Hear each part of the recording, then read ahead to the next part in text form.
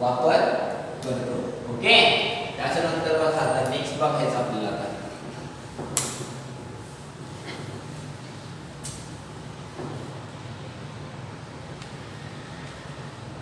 त्याच्यानंतर बघा next point आज अभ्यास करूया. समोरचा पॉइंट बघा बायोलॉजिकल क्लासिफिकेशन मधला मेन इम्पॉर्टंट टर्म आपल्याला आज बघायचं आहे. पहा आपल्याला बघायचं आहे 5 किंगडम सिस्टम क्लासिफिकेशन.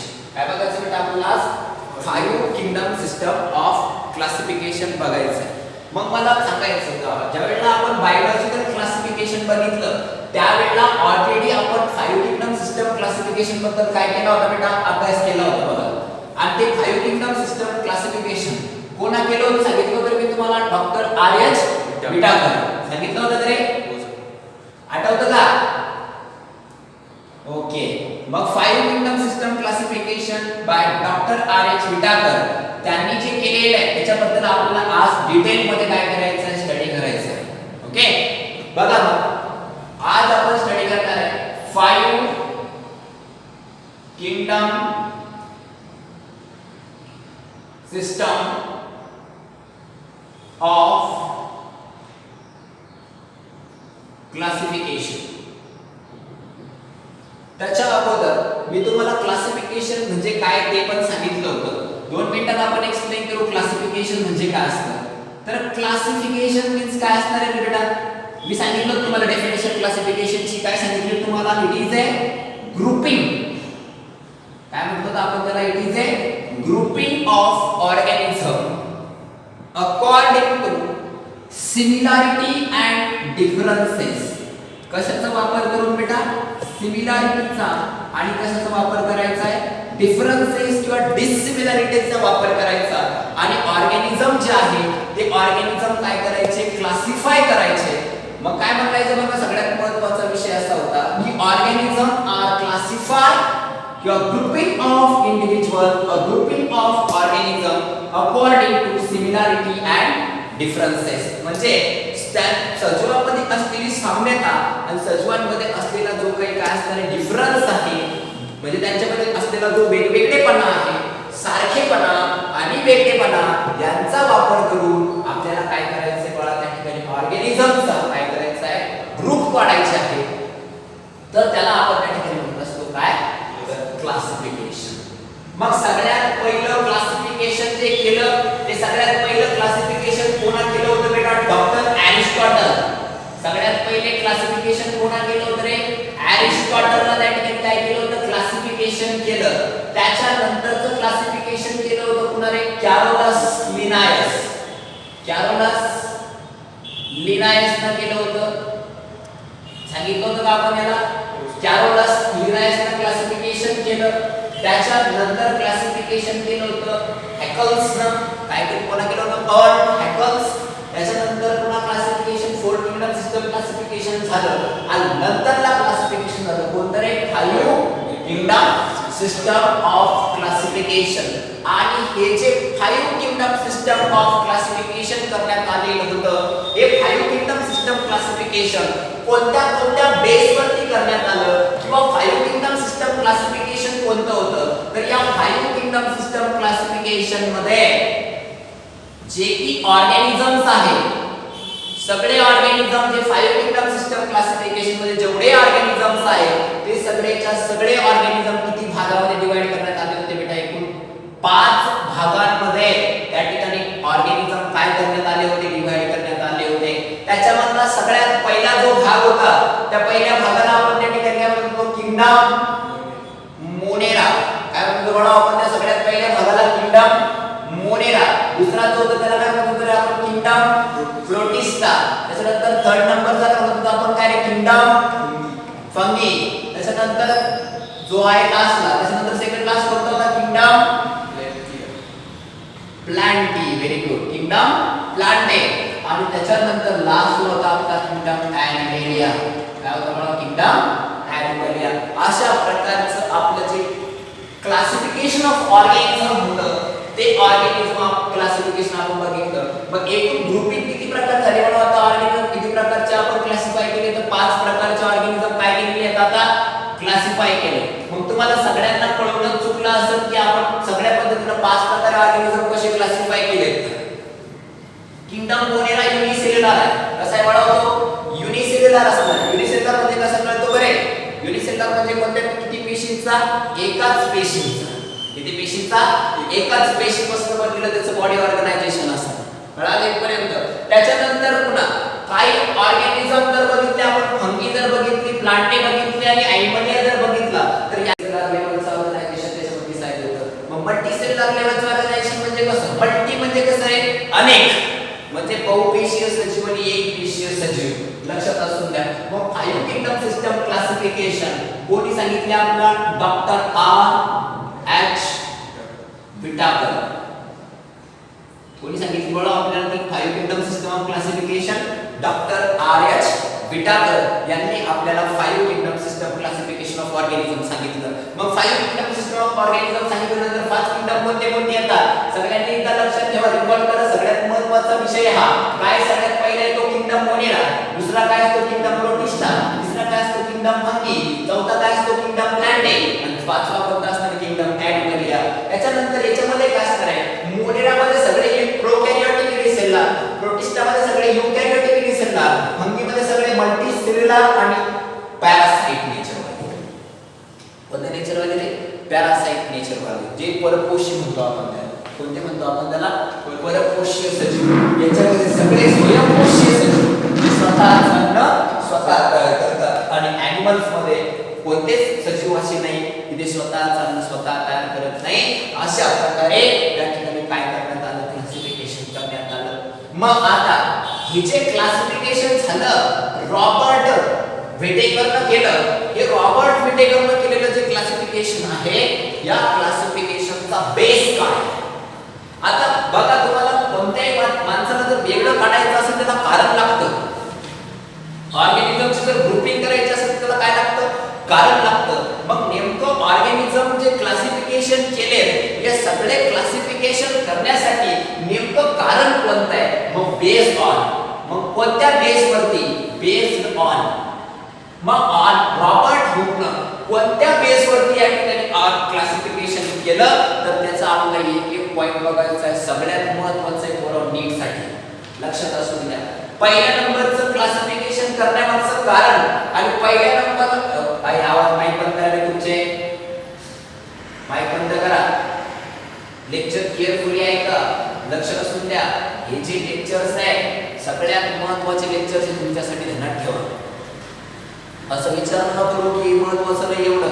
आपण आता 11वीतच आहे, नंतर केलं तर केलं, नंतर 12वीत करू काय करायचं ते. असं होत नाही. आता तुम्हाला सगळ्यात महत्त्वाचं आता हे कळालं असेल तुम्हाला 70-30 चा पॅटर्न कॅन्सल झालाय. माहिती असेल तुम्हाला सगळ्याला. माहिती आहे का?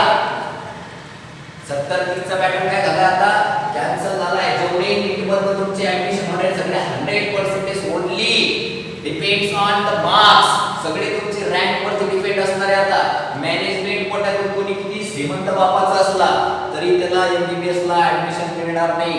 लक्षात ठेवा. त्यासाठी सगळं महत्त्वाच्या गोष्टी सांगतोय. या सगळ्या गोष्टी महत्त्वाच्या काळजीपूर्वक ऐकत चला. जर तुम्हाला तुमचं भवितव्य चांगलं जर घडवायचं असेल ना तर लक्षात असू दे. हे 2 वर्ष बी राहिले तुमच्या जवळ. आता फक्त किती राहिले? 96 जे आठवडे आहे. 96 आठवडे तुमच्याकडे आहे. फक्त 96 वीक्स ओनली. फक्त 96 मध्ये 96 आठवड्यांनंतर तुमचा नीटचा पेपर आहे. लक्षात असू द्या. दिवस जास्त राहिले असं कन्सिडर करणारे विद्यार्थी जरा झोपेतून जागे व्हा जरासे आणि नंतर सिरियसनेसना लेक्चर करा. नुसता मोबाईल मध्ये ठेवून देऊन नुसते लेक्चरला जॉईन नका राहू तसेच. लक्षात असू द्या. कळालं पर्यंत? त्याच्यानंतर नेक्स्ट पॉइंट बघा. Based on. कोणत्या बेसवरती बघा? लक्षात ठेवा. सगळ्यात पहिला बेस आहे सेल्युलर ऑर्गनायझेशन. सगळ्यात पहिला बेस कोणता असणार बघा? त्याचा सेल्युलर ऑर्गनायझेशन. मराठी मीडियम वाले लक्षात असू द्या. थोडा समजून घेण्याचा जास्त प्रयत्न करा जरासा. लक्षात ठेवा. थोडा अवघड जाईल तुम्हाला, मान्य आहे. आपण दोनदा नाही तीनदा सांगू त्याला. सेल्युलर ऑर्गनायझेशन म्हणजे काय? पेशींची संरचना. सेल्युलर ऑर्गनायझेशन म्हणजे काय असतं? पेशींची संरचनेचा त्यांनी विचार केला. बघा आता याच्यामध्ये जे ते मोनेरामध्ये येणारे इंडिव्हिज्युअल इंडिव्हिज्युअल आहे हे कसे आहे पहा प्रोकॅरियोटिक आहे. कसे बळा होते प्रोकॅरियोटिक. आणि प्रोकॅरियोटिकचा मीनिंग तुम्हाला सांगितलेलं आहे. प्रोकॅरियोटिक ऑर्गॅनिझम म्हणजे कसे एकदम प्रायमरी टाइपचे मॅच्युअर नाही असले ते मॅच्युअर असेल का नाही त्या ऑर्गॅनिझमला म्हणायचं आपण कोणते प्रोकॅरियोटिक ऑर्गॅनिझम. आणि जे मॅच्युअर्ड असते त्यांना काय म्हणत असतो आपण यूकॅरियोटिक ऑर्गॅनिझम असं म्हणायचं. लक्षात ठेवा सेल्युलर ऑर्गनायझेशन प्रोकॅरियोटिक आणि यूकॅरियोटिक. बघा आता मोनिरामध्ये सगळे ऑर्गॅनिझम कसे असणार आहे प्रोकॅरियोटिक असणार आहे. प्रोटिस्टामध्ये सगळे ऑर्गॅनिझम कसे असणार आहे यूकॅरियोटिक असणार आहे. याच्यामध्ये सगळे ऑर्गॅनिझम कसे ह्याच्यामध्ये यूकॅरियोटिक याच्यामध्ये पण यूकॅरियोटिक. म्हणजे ज्यांच्यामध्ये जशी जशी काय होत चालली बघा ध्यानात ठेवा. सगळ्यात पहिले जेव्हा ज्या वेळेला पृथ्वीवरती लाईफ बनली असेल जीवन बनलं असेल सगळ्यात पहिले ज्या वेळेला जीवन बनलं ना त्यावेळेला सगळ्यात पहिले बनला असेल कोण रे मोनिरा. मोनिरा बनल्यानंतर बनला असेल कोण रे प्रोटिस्टा. प्रोटिस्टा बनल्याच्या नंतर तीन ग्रुप बनले. लक्षात आलं तुम्हाला सगळ्याला किती ग्रुप बनले 3 ग्रुप बनले. म्हणजे सगळ्यात पहिले आपण तर किती किती किती जुनं अजून ओल्ड जर गेलो आपण तर ग्रेट सगळ्यात जास्त आपला जो ग्रेट ग्रँडफादर असेल तो कोण असेल बाळा मोनेरा आहे. म्हणजे आपण कुठं ना कुठं त्या मोनेरापासून काय झालेलो आहे बनलेलो आहे. लक्षात ठेवा. म्हणजे आपली जी काही निर्मिती झाली ज्या वेळेला आपण बघा एखाद्या ठिकाणी प्लॉटिंग पडत असतो तर आपण काय करत चालतो रे प्लॉटिंग वरती कब्जा करायला आपण त्या ठिकाणी पडत चालतो. त्यावेळेला जशा पद्धतीने पृथ्वी तयार झाली तर पृथ्वीवरती कब्जा करायला आपण सगळ्यात पहिले आलेलो आहे का नाही. आपल्या पहिले सुद्धा या ठिकाणी ऑर्गॅनिझम होते. कोणते ऑर्गॅनिझम त्या ठिकाणी होते तर ते मोनिरल टाइप ऑफ ऑर्गॅनिझम त्या ठिकाणी पृथ्वीवरती होते. म्हणजे परत मी तुम्हाला सांगण्याचा एकच प्रयत्न करतोय की ज्या वेळेला पृथ्वीवरती नवीन सजीव तयार झाला असावा त्यावेळेला तो नवीन सजीव हा कोणता असणार बळा त्या ठिकाणी तर मोनिरल टाइपचा असेल. ओके तो प्रिमिटिव्ह असेल प्रायमरी टाइपचा असेल. त्याच्यानंतर मायक्रो टाइपचा प्रायमरी टाइपचा सजीव नंतर कशामध्ये कन्वर्ट झाला त्या ठिकाणी मॅच्युअर टाइप मध्ये त्या ठिकाणी कन्वर्ट झाला. मॅच्युअर टाइप मध्ये कन्वर्ट झाल्यानंतर युनिसेल्युलर ऑर्गॅनिझम तयार झाले. एक पेशीय सजीव तयार झाले आणि एक पेशीय सजीव तयार झाल्याच्या नंतर त्या ठिकाणी बहुपेशीय सजीव तुमच्या आमच्यासारखे सजीव त्याच्यानंतर प्लांट त्याच्यानंतर ॲनिमल्स त्याच्यानंतर अजून जे काही अजून तयार होत आहे ते सगळे ॲनिमल्स त्या ठिकाणी काय होऊ लागले तयार होऊ लागले. माईक बंद करा तुमचे प्लीज. मी फ्लो मध्ये चांगला तुमचं नुकसान नका करून ठीक आहे. आम्हाला फ्लो गेला मग मी तुम्हाला काय होतं तुमचंच नुकसान होईल. लक्षात कळालं. त्याच्यानंतर सेकंड नंबरचा बेस पहा. पहिला बेस कोणता होता रे सेल्युलर ऑर्गनायझेशन. दुसरा लेवलचा पहा काय बॉडी ऑर्गनायझेशन. बघा पहिला कोणता आहे सेल्युलर दुसरा कोणता आहे बॉडी. आता तुम्हाला समजण्यासाठी अरे माईक बंद करा रे तुम्ही माईक बंद करा. त्याच्यानंतर काय सेल्युलर ऑर्गनायझेशनला एनसीईआरटी म्हणतात. एनसीईआरटी मध्ये म्हणतात कॉम्प्लेक्सिटी. काय म्हणतात रे बाळा त्याला एनसीईआरटी मध्ये कॉम्प्लेक्सिटी ऑफ सेल. आणि बॉडी ऑर्गनायझेशनला म्हणतात काय बेटा कॉम्प्लेक्सिटी ऑफ बॉडी. काय म्हणतात कॉम्प्लेक्सिटी ऑफ बॉडी. तुम्हाला मराठी कळत नाही का काही तुम्हाला समजत नाही काही प्रशांत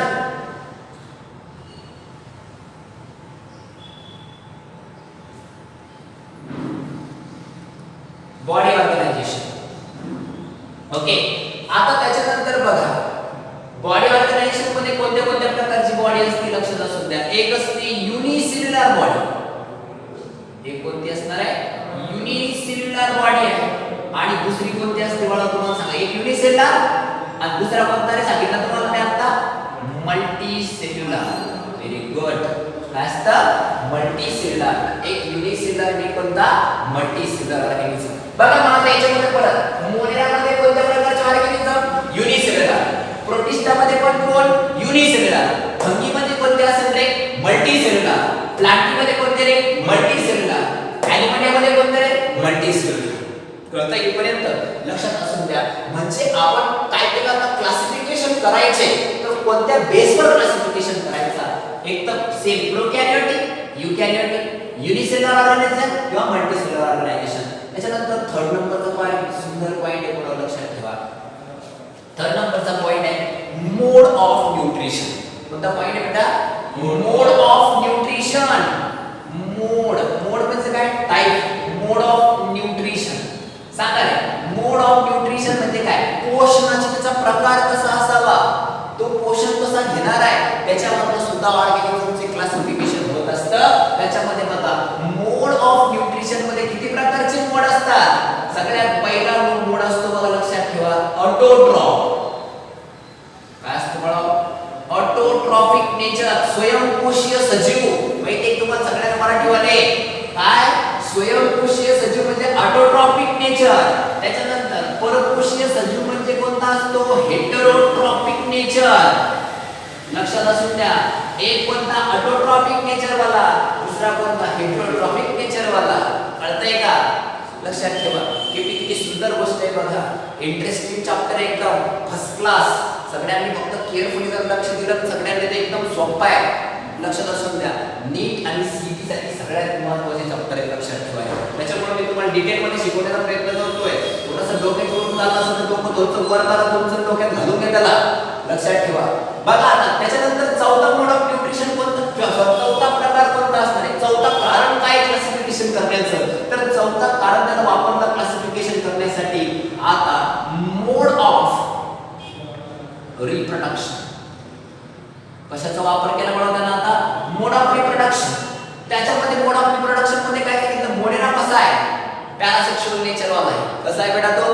पॅरासेक्सुअल नेचर. तो दोन्ही प्रकारे रिप्रोडक्शन करतो, सेक्सुअल ॲज वेल ॲज असेक्सुअल रिप्रोडक्शन. लक्षात असू द्या. मग आता रिप्रोडक्शनचे किती प्रकार असतात रे? असेक्सुअल एक. सांगा रे, रिप्रोडक्शनचे प्रकार तुम्हाला शिकवले मी. दुसरा कोणता असतो बळा? सेक्सुअल. दोन प्रकारचे रिप्रोडक्शन, एक असेक्सुअल आणि एक कोणतं रे?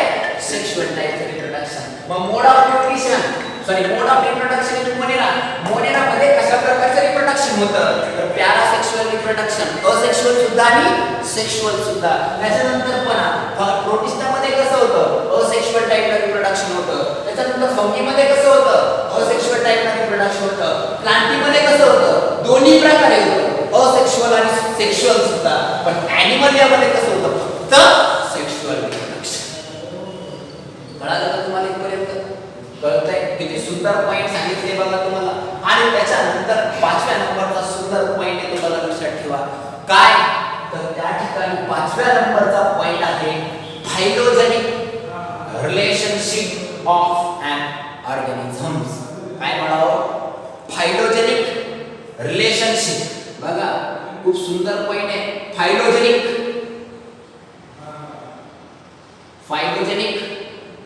रिलेशनशिप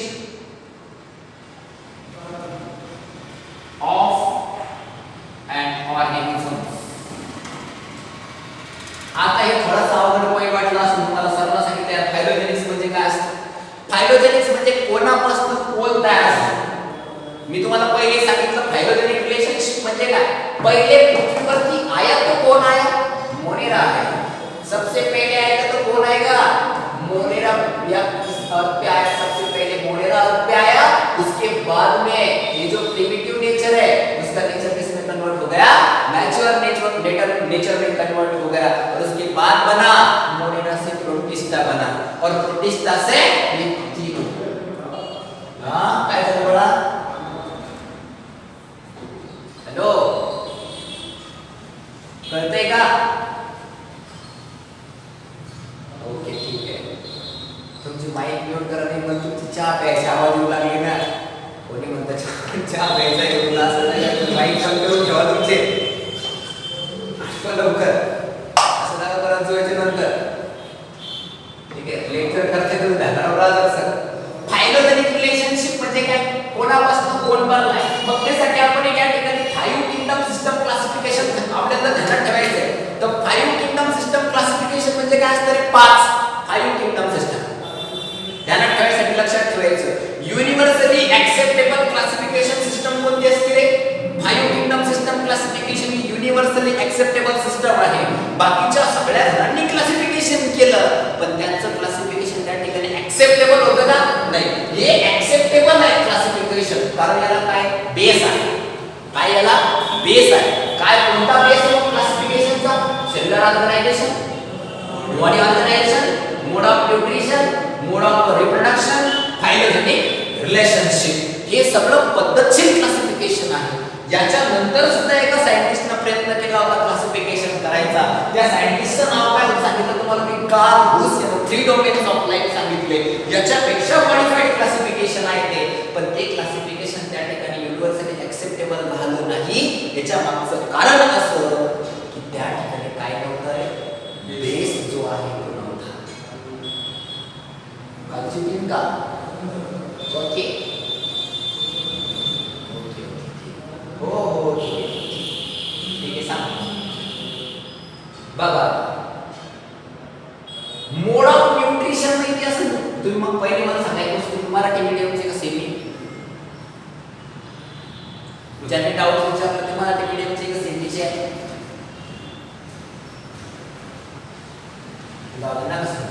ठीक आहे ध्यान दे. बघा मोड ऑफ न्यूट्रिशन, न्यूट्रिशन म्हणजे काय असतं? पोषण असतं. ठीक आहे. आता पोषण घेण्याचे किती प्रकार असतात? 2. जे प्लांट म्हणजे वनस्पती जे की स्वतः चांगलं काय करतात, स्वतः तयार करतात. काही बॅक्टेरिया आहेत जे पण स्वतः चांगलं काय करतात, स्वतः तयार करतात. ते जे काही गोष्टी आहेत स्वतः चांगलं स्वतः तयार करणं म्हणजे कोणतं नेचर? ऑटोट्रॉफिक नेचर वाले. आणि जे स्वतः चांगलं स्वतः तयार करत म्हणजे तुमच्या आमच्या सारखे जे आहे ते म्हणजे कोण असं? हेटेरोट्रॉफिक, त्याला परपोषीय असं म्हणतात. स्वयंपोषीय सजीव आणि परपोषीय सजीव. समजलाय पर्यंत? तिसऱ्या नंबरचा पॉइंट समजला का? त्याच्यानंतर चौथ्या नंबरचा point mode of reproduction. Mode of reproduction तुम्हाला डाऊट यायलाच पाहिजे नाही, कारण मोड ऑफ रिप्रोडक्शन याच्या अगोदर आपण शिकवलेलं आहे. मोड ऑफ रिप्रोडक्शन किती प्रकारचे असतात? 2 प्रकारचे. काही ऑर्गॅनिझम रिप्रोडक्शन असेक्शुअली करतात, तर काही ऑर्गॅनिझम रिप्रोडक्शन कसं करतात? सेक्शुअली करतात. कळालं? त्याच्यानंतर लास्टचा सगळ्यात इम्पॉर्टंट आहे, व्हेरी सगळ्यात इम्पॉर्टंट आहे फायलोजेनिक रिलेशनशिप ऑफ ऑर्गॅनिझम. फायलोजेनिक रिलेशनशिप म्हणजे काय असतं की कोणत्या, हाच पॉइंट तुम्हाला समजून सांगतो मी. फायलोजेनिक रिलेशनशिप म्हणजे काय असतं की कशापासून काय बनतं. मला सांगा, ज्या वेळेला पृथ्वी तयार झाली असेल त्यावेळेला डायरेक्ट आपण आलो का पृथ्वीवरती? नाही. सुरुवातीला मायक्रो ऑर्गॅनिझम आले, सजीव आले, छोटे छोटे सजीव आले. ती कोणते सजीव होते? मोनेरा टाइपचे सजीव होते. मोनेरामधले सजीव होते सगळ्यात पहिले समुद्राच्या पाण्यामध्ये आढळणारे सजीव कोणते होते? मोनेरामधले सजीव होते. आणि त्या मोनेरामधले जे सजीव आहे त्या सजीवांपासून नंतर कोण बनले? प्रोटिस्टा बनले.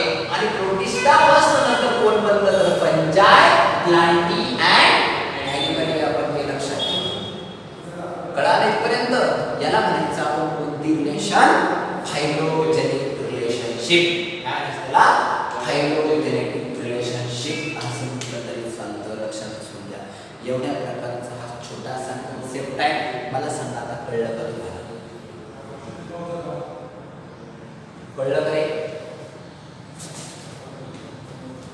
आवाज येतोय का? कळलं का? काही कळलं का तुम्हाला? तुम्ही विचारलं तुम्हाला? हॅलो, कळलं का? ओके ठीक आहे. त्याच्यानंतर बघा फायलोजेनेटिक रिलेशनशिप वरती एक छोटीशी फायलोजेनेटिक रिलेशन वर तुम्हाला एक छोटीशी डायग्राम सांगतो. एक एक्सप्लेन करू.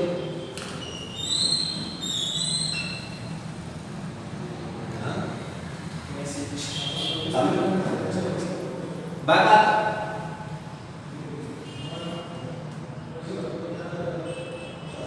थोडंसं लक्षात ठेवा. It is the most important. दिसत असेल नाही सगळ्याला? बघा इथं सगळ्यात खाली कोण असेल रे? मोनेरा. इथं कोण असेल रे? प्रोटिस्टा. ध्यानात ठेवा, सगळ्यात पहिली कोण बनला रे? मोनेरा बनला. नंतर कोण बनला रे? प्रोटिस्टा बनला. आणि नंतर कोण बनला बघा लक्षात ठेवा. इकडे येणार आपला कोण येणार? इकडं फंगी. लक्षात ठेवा. इकडं कोण येणार बघा आपल्या त्या ठिकाणी? प्लॅन्टी. ओके. आणि इकडं कोण येणार बघा आपल्या त्या ठिकाणी? कोण येईल? ॲनिमलिया. लक्षात ठेवा. म्हणजे तुम्हाला हे जे दाखवलंय आता this term is called as phylogenetic relation. याला काय म्हणतो आपण? Phylogenetic relation. आता हे असं का लिहिलं? मी असं का बरं लिहिलं डायरेक्टली? मोनेरा, प्रोटिस्टा, याच्यावरती फंगी, याच्यावरती मग प्लॅन्टी, याच्यावरती ॲनिमलिया. असं का नाही लिहिलं? याच्यावरचं कारण असं आहे प्रोटिस्टा कोण बनला असं आपण सांगू शकत नाही. सांगता येतं का ते? नाही. प्रोटिस्टापासून पहिले फंगी बनली का आपल्याला माहित नाही. प्रोटिस्टापासून पहिले प्लांटी बनला का आपल्याला माहित नाही. प्रोटिस्टापासून पहिले ॲनिमल बनला का आपल्याला माहित नाही. हे तिघांपैकी कोणी बनलेलं असेल म्हणून अजून कन्फर्म नाही, म्हणून त्यांनी काय केलं, तिन्ही एका साईडला ठेवून दिले. मग कोणताही लक्षात असू द्या. मग त्याला कळायचं की या ठिकाणी जे प्रोटिस्टा आहे, प्रोटिस्टापासून कोण बनलेला असेल, fungi, plantae and animalia. That is the phylogenetic relationship of doctor R H. Whittaker. कोणा सांगितलेले बनवले? Doctor R H. विटाकर यांनी सांगितलेले. काही डाऊट आहे कोणाला? आता फास्ट बोला. Doubt? Any doubt? Any doubt? Any doubt?